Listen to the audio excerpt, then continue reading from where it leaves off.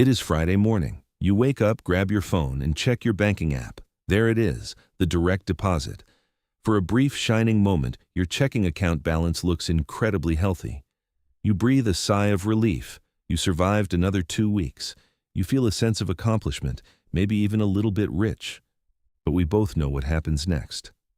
By Monday evening, the rent or mortgage has cleared. The auto pay for your credit card has pulled. The utilities, the car loan, the streaming subscriptions, and the insurance premiums have all taken their cut. By Wednesday, you look at your account again, and that comfortable buffer is gone. The money didn't just shrink, it evaporated. You are officially back on the clock, counting down the days until the next direct deposit, wondering how you make a perfectly decent salary, but never actually seem to have any money left over. If this cycle feels familiar, you are not alone. And more importantly, you are not necessarily bad with money. You are simply operating under a financial mechanism designed to extract your income before you even realize it is yours. Today, we are going to break down exactly what is happening to your paycheck. I am going to walk you through a specific sequence, a payday protocol that you need to execute the moment your income hits your account. Because if you do not tell your money where to go within the first 24 hours, the modern economy already has 1,000 automated systems set up to take it from you. Let's get one thing straight right away. Your money is not disappearing by accident. It is disappearing because you are treating your checking account like a waiting room for other people's money. Think about how most of us were taught to manage our finances. The standard advice is incredibly passive. You go to work, you earn your paycheck, you pay your bills, you buy your groceries, you maybe treat yourself to a dinner out. And then, if there is anything left at the end of the month, you put it into savings. This is a mathematically flawed system. It relies on a behavioral economics concept known as Parkinson's Law.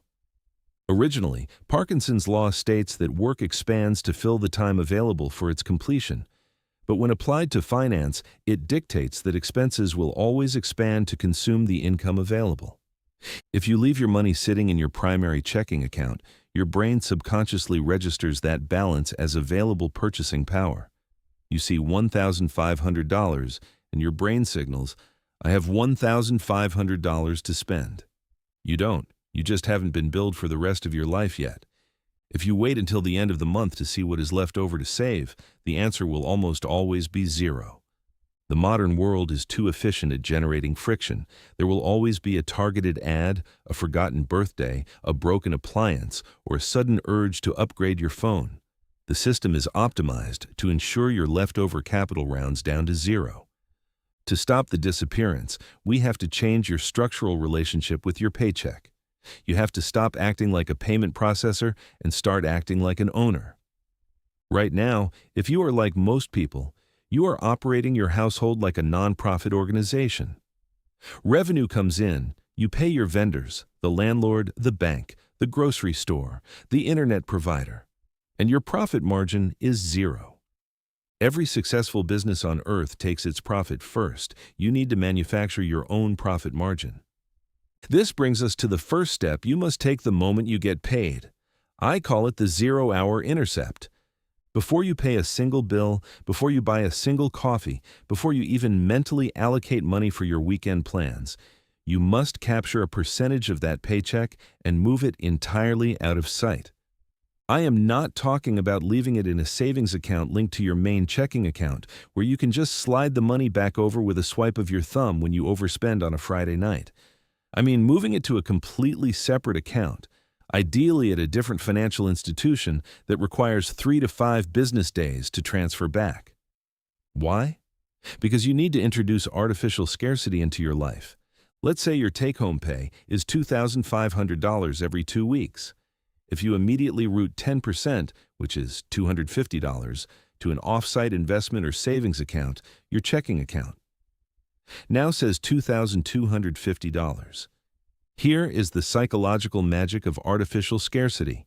Your lifestyle will seamlessly adjust to that $2,250. You will make slightly different choices at the grocery store. You will delay a non-essential purchase. You won't even realize you are doing it because the friction is invisible. But if that $250 was left in your main account, you would absolutely find a way to spend it. This first step isn't just about saving money. It is about establishing a hierarchy of claims. When you intercept your own money first, you are declaring that your future security has a higher claim on your labor than your credit card company does. You are buying back your own time before anyone else gets a chance to bid on it. Once you have intercepted your profit, the money left in your account is still at risk of disappearing. This is where most people get blindsided by what they falsely label as emergencies. Let's be honest about what an emergency actually is. A sudden medical crisis is an emergency. A massive layoff is an emergency. Needing new brake pads on your car is not an emergency. Your pet needing annual vaccinations is not an emergency. Christmas arriving in December is not an emergency. Yet, these are the exact expenses that cause people to blow up their checking accounts and reach for their credit cards, wiping out their entire month's cash flow. They treat predictable, amortized expenses as if they were sudden catastrophes. This is the second step of the payday protocol, funding the known unknowns. Your paycheck feels like it disappears because you are only looking at your monthly bills. But your life operates on an annual cycle. You need to calculate the true cost of your life over a 12-month period. Property taxes, car registration, annual software subscriptions, routine maintenance, holiday gifts. Let's assume all of these non-monthly inevitable expenses add up to $3,600 a year. That means every single month, your life is silently accumulating $300 of invisible debt. If you are not setting aside that $300 from your paychecks right now, you are essentially borrowing from your future self. When that $600 car repair bill hits in 6 months, your money will disappear overnight because you failed to acknowledge the cost while it was quietly accumulating. Every time you get paid, a specific portion of that check must be routed into what financial professionals call sinking funds. These are designated sub-accounts for those inevitable expenses. You are essentially billing yourself monthly for your annual costs. When the car needs tires, you don't panic. You don't put it on a 24% interest credit card. You just pay the bill from the auto maintenance fund. The money was already spent in your mind months ago. The crisis is downgraded to a minor administrative task. Now, let's talk about the money that is left. You've intercepted your wealth, you've funded your inevitable expenses, and now you have to deal with your actual bills. This brings us to a critical cognitive upgrade about debt and monthly payments.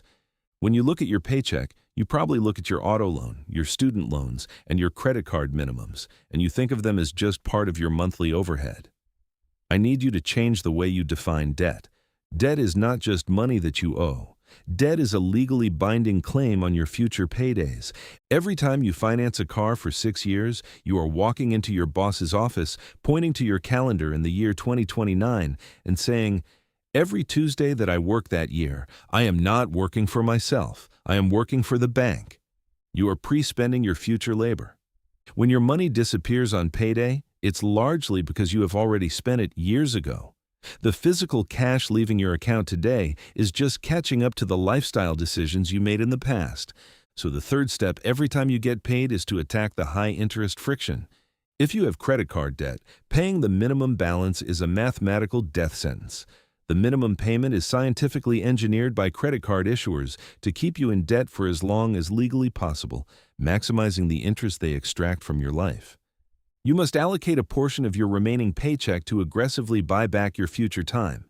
Do not think of paying off debt as a punishment. Think of it as reclaiming your own income.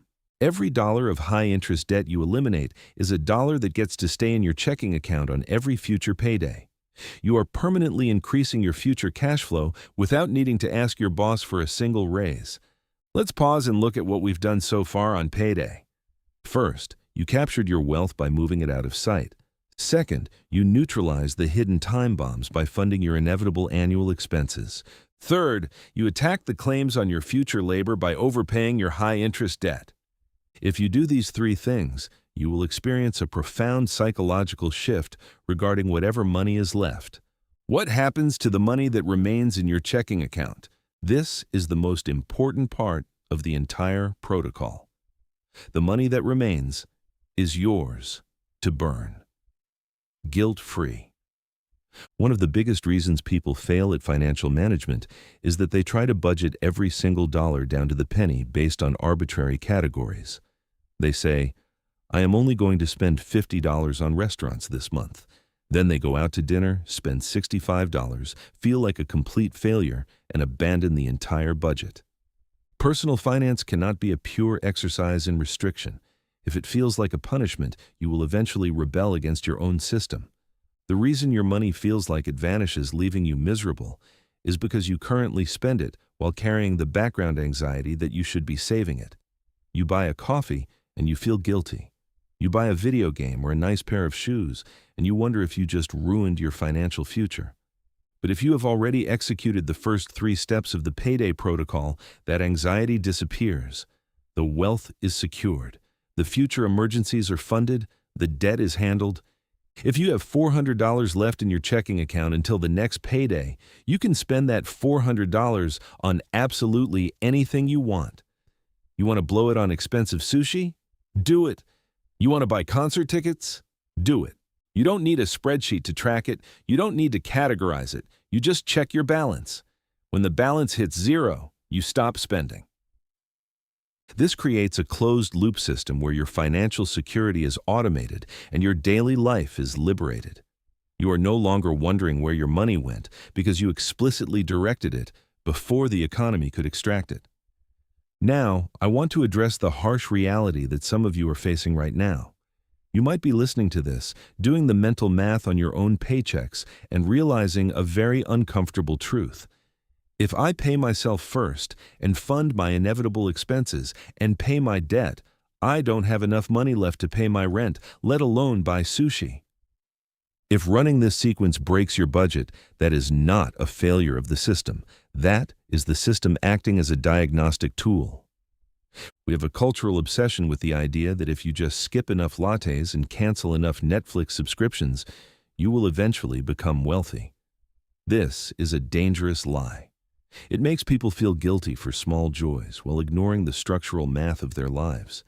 If you execute this payday protocol and the math goes negative, it means one of 2 things is undeniably true, and no amount of budgeting apps or financial gurus can change it.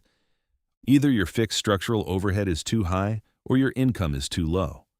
Often, people think their money is disappearing because of careless daily spending, when in reality, they are trapped in fixed-cost quicksand. You might have bought a house that demands 40% of your take-home pay. You might have leased a car that eats another 15%. When your fixed structural costs, rent, car, insurance, utilities, exceed 60% of your net income, you lose all financial elasticity. You are mathematically brittle. A minor increase in grocery prices or a small dip in overtime hours sends you instantly into the red. If this is your reality, the solution isn't to meticulously track your grocery bill. The solution is structural. It requires drastic, uncomfortable moves. It might mean selling the car and buying something in cash. It might mean getting a roommate or moving to a cheaper apartment. It might mean recognizing that you cannot out-budget an income problem and shifting 100% of your focus toward acquiring a new skill, changing employers, or building a secondary income stream. The payday protocol forces you to look at the unvarnished truth of your cash flow. It strips away the illusions. Because right now, if you are just paying bills as they come in, you are masking a structural deficit with credit cards and silent anxiety. You are letting the money disappear and hoping that next month will magically be different. But hope is not a financial strategy. Wealth is not a strict function of how much you earn. There are people making $250,000 a year who are living paycheck to paycheck, panicking every time property taxes are due because their fixed costs expanded to consume their entire income. And there are people making $60,000 a year who sleep soundly at night, slowly compounding their net worth. The difference between them is not their intelligence. It is the sequence in which their money flows. The high earner who is broke lets their money hit their account and immediately flow outward to service a massive lifestyle infrastructure.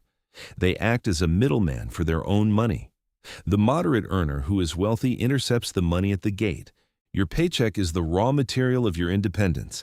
Every time you get paid, you are being handed a shipment of raw materials. If you just leave it sitting on the loading dock, everyone else is going to come and take what they believe they are owed.